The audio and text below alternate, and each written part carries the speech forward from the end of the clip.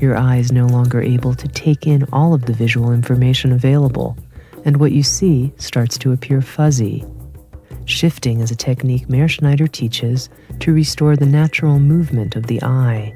In the following exercises, Meir and Tony will show you how to retrain your eyes to shift more efficiently, freeing them to register the finer details in your visual field. Let's start by looking at each other's faces. When I look at you, Tony, I look at your nose. I look at your mouth. I look at your chin. And Tony, since you see better than me, when you look at me, you can look at the tip of my nose. You can look at each nostril. You can look at each part of my forehead, at the hair that blows in the wind, whatever is left of it, yeah? At my chin, at my lower lip, at my upper lip, at one cheek, at the other cheek, and you look at parts of it. So when you look at anything, without losing at all the sense of periphery, you do see all the background in this outdoors. But at the same time, you are focused only on one single area. And clear vision is exactly that.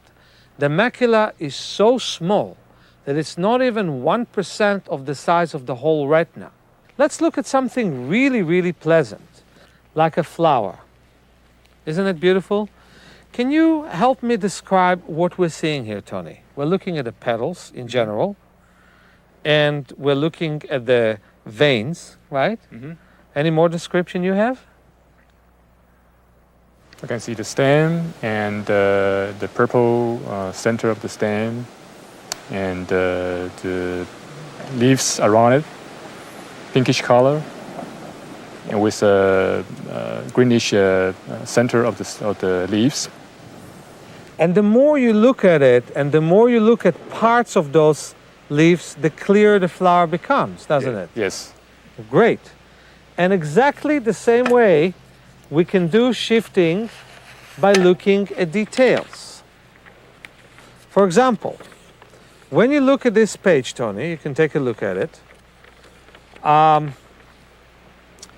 Take a look at the large print of the page.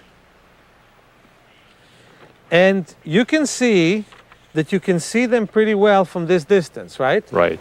Take a look at them from where it's fuzzy to see them. For example, this distance. Mm-hmm. And you look at the letters in such a way as if you are writing them, as if you had ink and you blackened each one of those letters, and you look from letter to letter, from ink to ink, from print to print. Now close your eyes and visualize that the letters are black and the page is white. And if it is hard for you to visualize that, say it.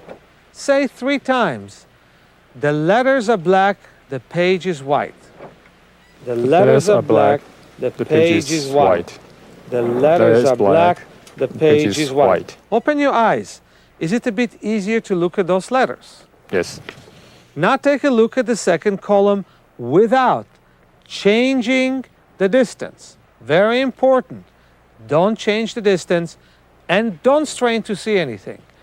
Look at the spaces between the words. Look at the spaces between the lines. It's very important that when you don't see something clearer, you don't try to see it clearer, just look at what you can see. So you see the spaces between the words, you see the spaces between the letters, close your eyes and say, the ink is black, the page is white. 3 times. The ink is black, the page is white. The ink is black, the page is white. The ink is black, the page is white. And open your eyes. And if you can see it without saying it in your eye mind, then just do that. How does it look to you? Does it look to you with more contrast? Yes. Now let's take a look at the third column and see the spaces between the words and see some spaces between letters. Can you see some spaces between letters? Yes. Now close your eyes and say, the letters are black, the page is white. The letter is black, the page is white.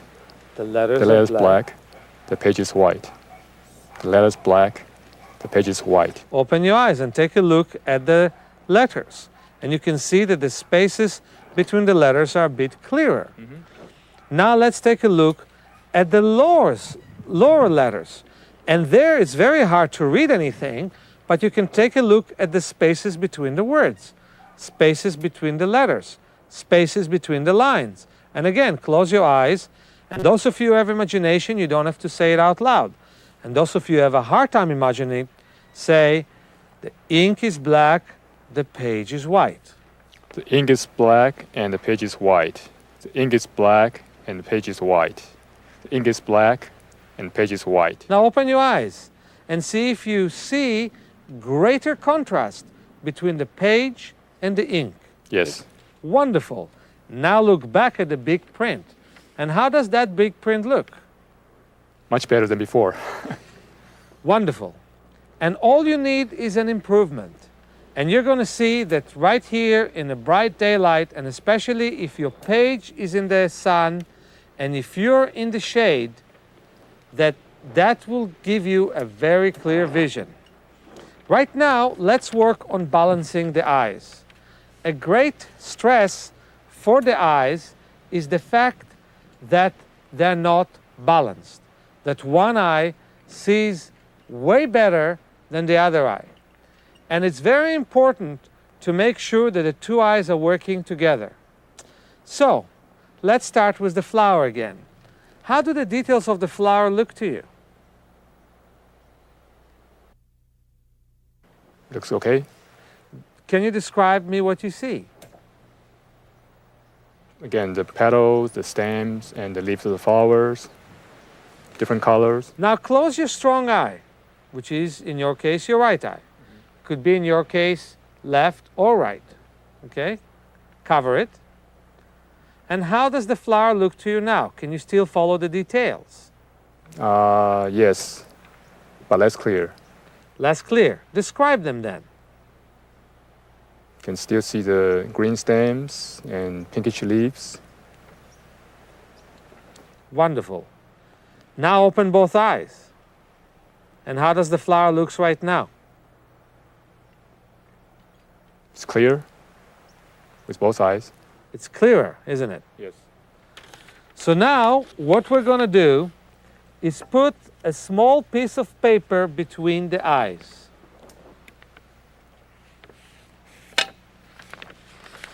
And what you'll do is take any piece of paper that you can fold into four, put this paper in front of your weak eye, and wave with this paper in front of the strong eye.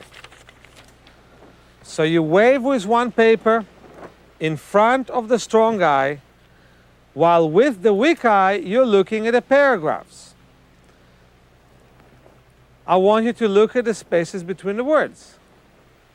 Put it in an uncomfortable area. Do you see the spaces between the words?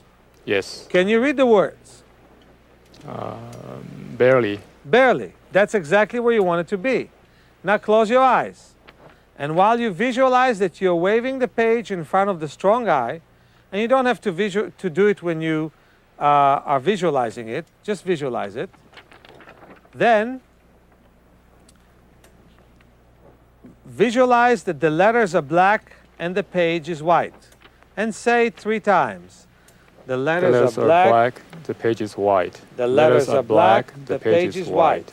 The letters are black and the page is white. Open your eyes, wave the page, and look at the print. How does it look right now? It's clear now. Now look at the second paragraph. Do you see the spaces between the words?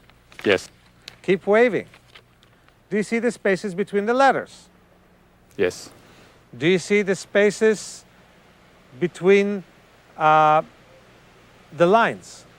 Yes. Close your eyes and say, the ink is black, the page is white.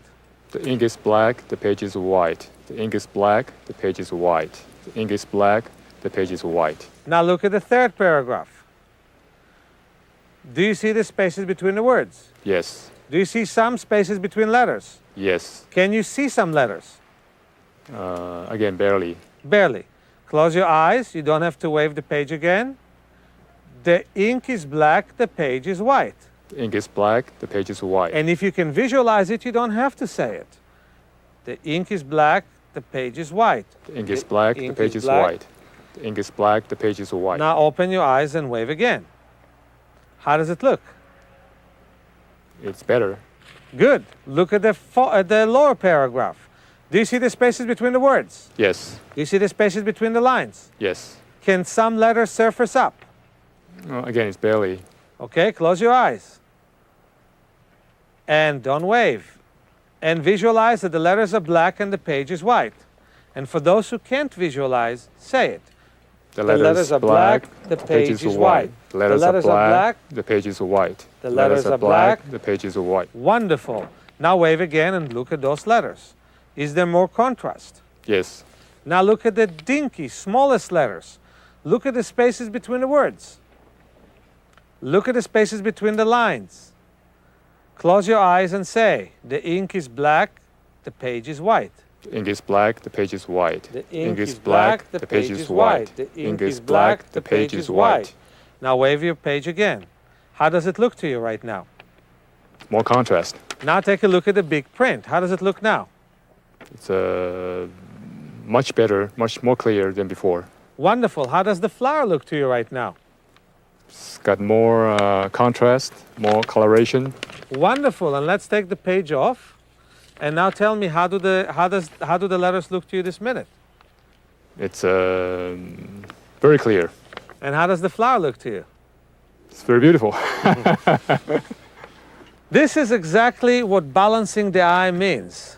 You use the weaker eye and you put the stronger eye in the periphery. And after you do that, you see that your brain tends to look at small details with no effort. The biggest risk that you may have is that you'll create a great effort to see details. Don't worry about what you don't see. Just look at the smallest details that you do see and look at smaller details than those.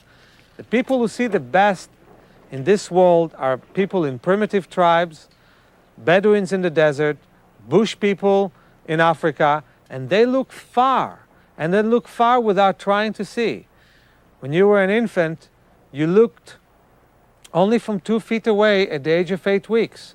Then as you crawled and walked, you looked farther and farther without making any strain to see. Consequently, you got your great vision. When you lost it, you stopped looking at details, you just demanded from yourself to see them. So don't demand from yourself to see them, just look and make sure that you activate your weaker eye. Another great aspect of shifting is looking at different distances. Something should be really known to you about the physiology of the eye. The ciliary muscles that curve the lens work very hard to see from near, 20 feet or less. Anytime that you see 20 feet or more, the lens is flat and actually the eye is restful. Whenever you read, even if you read an eye chart from distance, and whenever you read the page from near, whenever you look at a computer, you should look far away. As humans, we didn't used to look so much from near until the last century. And so it's very important for us to look from far. And it's also important for you whenever you walk in the street to walk in a conscious way and look at many details. And now some exercises. Tony, could you please look far at these beautiful mountains and hills? Can you describe me what you're seeing in them? I can see the trees, the dry grass with brown color, house in front of me, some cows. Wonderful. How many cows, do you know? 1 or 2. Okay. Now, let's repeat the exercise we did before. Put the piece of paper between your eyes, and let's give you a piece of paper to wave, and wave in front of the right eye while looking with your left. And if in your case, it's your left eye, which is the strong eye, wave in front of the left and look with the right. But you always wave in front of the strong eye to put it in the periphery. while it's always in the center. And the idea is that you give freedom to the weak eye to work. And you wave and wave and wave and wave and wave. And do you still see all that you saw with both eyes? Or is it fuzzier? It's fuzzier. What do you see now? You can still see the tree, the dry grass, and the house. Wonderful. I want you to point at 6 different points that you're looking at with your finger as a pointer, and you look at point A, B, and C, and so on. Point at 6 different points, and then point at 6 different points at half the distance, and then point at 6 different points close to you. And again, look far away, engage with that area, and point at 6 different points. This is shifting for you. As you point at those 6 different points, you're starting to focus on what you can see with your weaker eye. When the weaker eye is not working, the stronger eye works very hard to suppress whatever the weaker eye is seeing, which weakens the strong eye and weakens the weak eye. When the weak eye works, then the strong eye will become stronger, and also the weaker eye will become stronger. Now, how do you see the distance right now, Tony? It's got more contrast. More contrast in it, Yes. right? Take the paper off now, and tell me, how does the heel look to you? It's better contrast, more clear, just more pleasant, more clear to see. Wonderful. Put right now the eye patch over your strong eye. And one thing that Tony does, and I want you to do, is 5 minutes, 4 times a day, patch your strong eye to let your weak eye work. Doctors have given up on us, and they said that only kids can improve weaker eyes by patching the strong.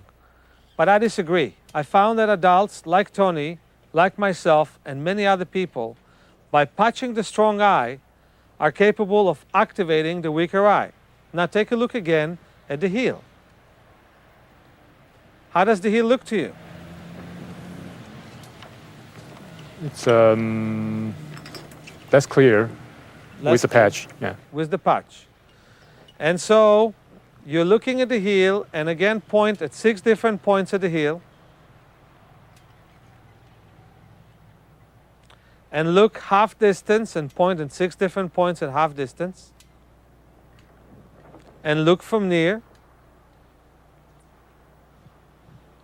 To just get your brain to focus where your vision is fuzzy. And again, look far away. Close your eyes. You can take the hand off and visualize that the colors are in more contrast. The brightness, the bright part of the heel is brighter, the dark is darker, and the sky is bluer. Just visualize contrast. And that visualization becomes a direct order from your brain to your eye. Now open your eye and take a look at it again. How does the top of the heel look to you? It's brighter with better contrast. Brighter with better contrast. Now, as a transition, take the patch off and put the piece of paper between your eyes and wave in front of the strong eye while looking with the weaker eye at the heel. How does the weaker eye sees right now?